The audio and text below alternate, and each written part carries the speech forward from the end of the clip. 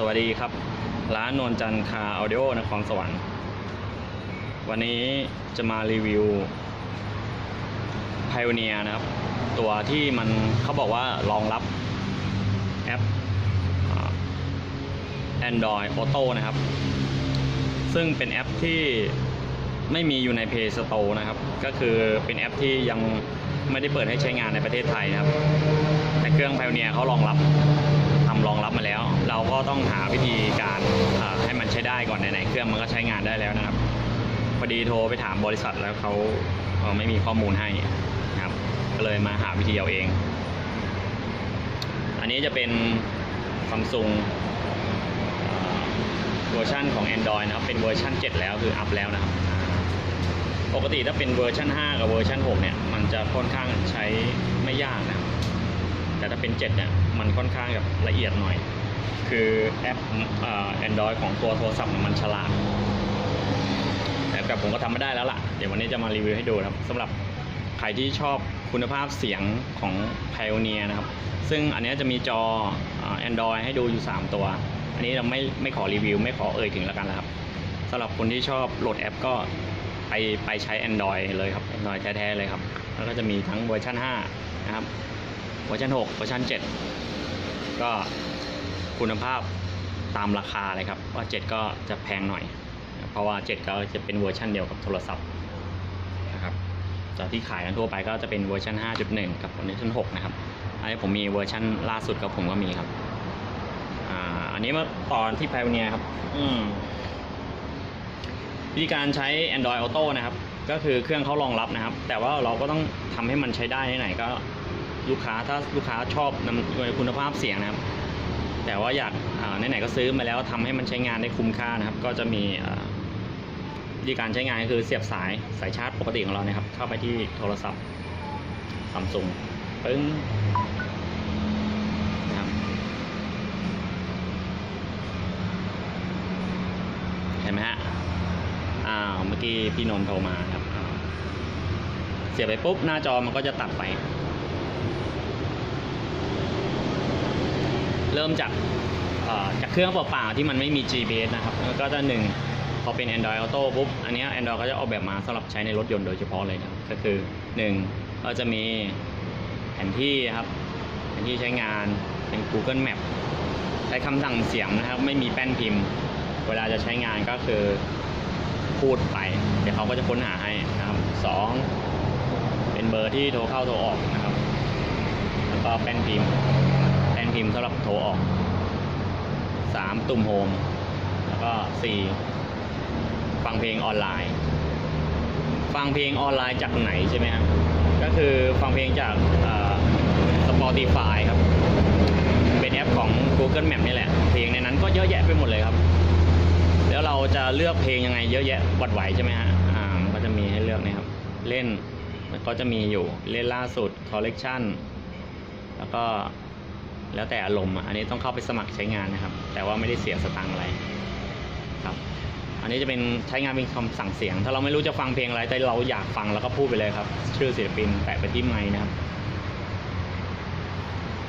เปิดเพลงต่ายอรไทย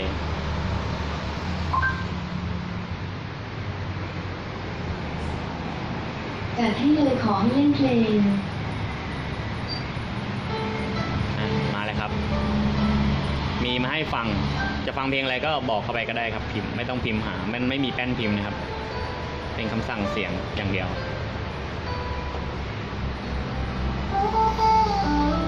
คุณภาพเสียงก็ Pioneer เลยละครับเต็มเราก็จะมาหยุดเพลงก่อนนะฮะแล้วก็เป็นตุ่มด้านขวามือสุดเนี่ยจะเป็นตุ่มโฮมกลับไปหน้าหลักของ Pioneer นะครับโอเคเรามานี่แล้วมันมีอะไรนอกเหนือจากนี้ใช่ไหมฮะมันก็จะมีแอปของ Pioneer แหละครับที่เขาโฆษณาอยู่ก็คือเป็นแอป Radio Mode Radio Line นะครับก็เมื่อกี้เดี๋ยวเราลองไปดูกันครับแต่เนี้ยเครื่องมันเป็น Android โทรศัพท์เป็น Android 7ใช่ไหมมันจะค่อนข้างฉลาดเราแตะไปที่ Android Mode ก่อนมันจะไม่เจออะไรเลยครับรอสักครู่ก็จะเป็นคำสั่งมา ขอใช้งานเนี่ยที่ตัวเครื่องเล่นขอใช้งานก็คือหมายความว่า Pioneer ขอใช้งานใน Samsung นะครับก็แตะโอเคไปเรียบร้อยมันสวัสดีแล้วครับก็แตะไปที่โฮมใหม่เนี่ยครับมาแล้วตกลงเรียบร้อยในนี้ก็จะมีอะไรบ้างก็จะมีดูภาพถ่ายในโทรศัพท์ปฏิทินผู้ติดต่อแล้วก็เบอร์โทรที่โทรผ่านบลูทูธนะครับแล้วก็รูปถ่ายทั้งหมดที่อยู่ในเครื่องของเรานะครับแล้วก็ไอ้ที่เด็ดมันก็จะอยู่ตรงนี้ครับแอปเรดิโอ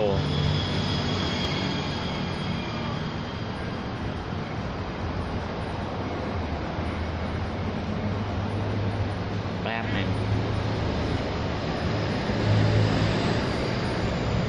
นี่ครับอันนี้จะเป็นมีแผนที่นะครับไม่ใช่ GPS นำทางนะเป็นแผนที่นะครับก็คือไม่ใช่เป็นแบบว่าเลี้ยวต่อเลี้ยวนะครับแล้วก็เป็น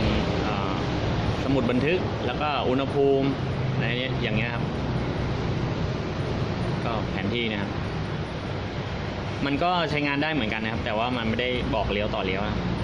เป็นหยาบๆพอใช้ได้แล้วก็เพลงกับวิดีโอไอ้เพลงจากวิดีโอเนี่ยมันเอามาจากไหนใช่ไหมฮะเข้าไปดูก่อนนี่ครับมันจะมีมิวสิกเปิดในเครื่องวิดีโอเปิดในเครื่องแล้วก็สตรีมมิ่งวิดีโ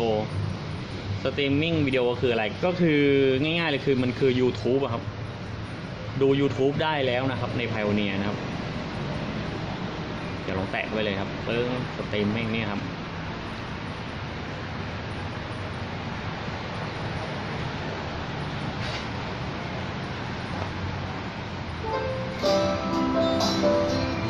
นี่ YouTube นะครับ YouTube มันใช้งานได้แล้วเร่งเสียงเบาเสียงคุณภาพเสียงก็แบรนด์เนมนะครับตาม Pioneer เลยครับเราสามารถเลือกอะไรได้บ้างใช่ไหม YouTube ก็แตะอยู่ขึ้นครับมันจะมีเป็นคล้ายๆกับในแอป YouTube ที่เราใช้ในโทรศัพท์ก็คือจะเป็นรูปเพลงที่ฮิตอะไรที่มันฮิตน่ะล่าสุดที่มันฮอตนะครับเขาก็จะเอามาให้เราดูก่อนเขาจะคัดมาให้เราดูก่อนใช่ไหมเรื่องอะไรต้องมีอะไรก็แล้วก็ถ้าเราไม่ได้จะดูเรื่องพวกนี้ก็ไปที่ไปเลือกเป็นแบ่งเป็นโซนว่าเราจะดูอะไรครับมิวสิกฟังเพลงสปอร์ตกีฬาเรื่องอะไรพวกเนี้ยก็เลือกไปสมมุติว่าเราจะฟังเพลงใช่ไหมกดที่มิวสิกก็จะเอาเพลงที่ฮิตล่าสุดใหม่สุดเอาขึ้นมาให้เราดูก่อนนะครับนี่ครับไปที่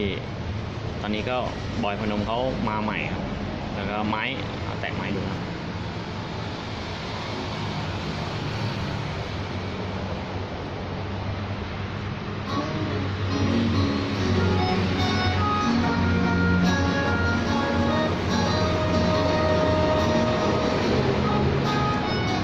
นะครับ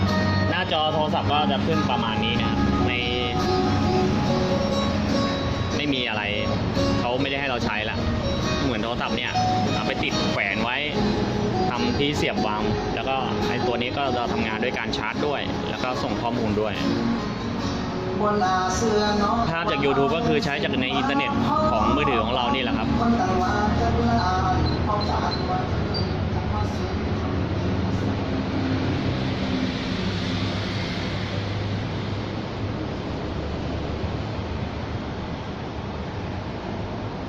ก็ใช้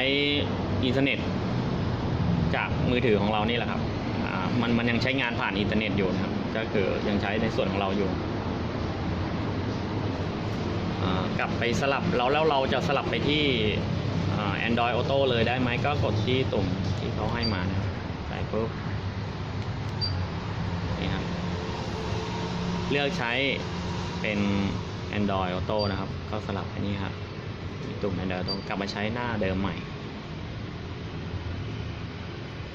ปึ้งนะครับตัวโทรศัพท์ก็จะขึ้นเป็น Android Auto นะครับก็ใช้พื้นที่เดี๋ยวลองใช้แผนที่ดูนะครับ